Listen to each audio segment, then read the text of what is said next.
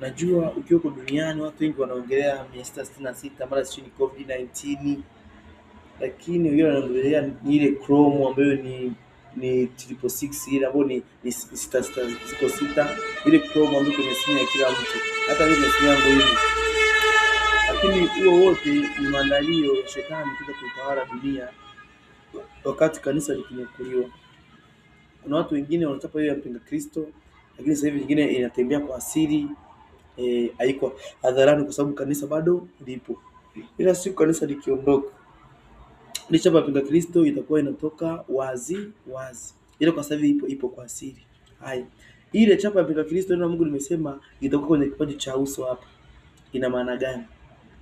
Wachungaji ambao wana neno la shetani wakiwa wanapokuwa wanalihubiri pale madhabahuni pale mbele linapokuwa linawatoka, ukilisikia ile neno ambalo wanalihubiri mtumishi wa Mungu, ukilisikia kama mtu alivyo na sura, ukimuona unamtambua, na neno la mchungaji ambalo atakokuwa analiongea na wewe utamtambua neno la Mungu kama huyu ni nini, ni mtumishi wa shetani. Maana yake yeye ana nembo ya shetani na 666 kwenye ulimwengu wa nini, wa roho kwenye kipaji cha uso.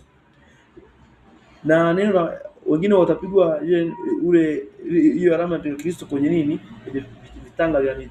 Wengine watapigwa kwenye nini, kwenye mikono. Ilimaanisha ni kwamba ule utendaji kazi wa watumishi wa shetani utautambua. Ndio, yani mikono hiyo inafanya kazi. Kwa hiyo ukisikia mikono ya Mungu ni utendaji kazi wa Mungu. Kwa hiyo ukisikia zile alama zitapigwa kwenye mikono au kwenye kipaji cha uso, ni kwamba inaonyesha ni kwamba kwenye mikono yake ni utendaji kazi. Utendaji kazi wa watumishi wale wa Mungu utaujua.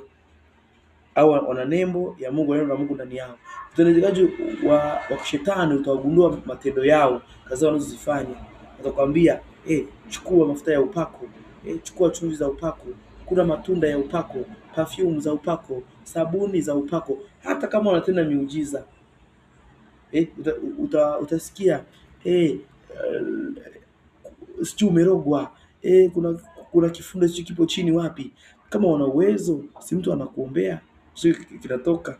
Lakini kwa sababu wana roho za utambuzi na roho za kuwadanganya watu, yale mapando wanaingiza wao wenyewe kwenye nyumba yako, wanakuroga wewe, hapo baadaye wanakutumia pepo na kusukuma kwenda kwenye makanisa yao.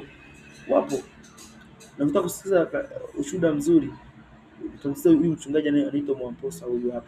Nenda kwenye kanisa la Kanani Bible Church, utasikia ushuhuda wake. Ni agent mkubwa sana Tanzania. Anaiga mambo ya Mungu, anayapotosha.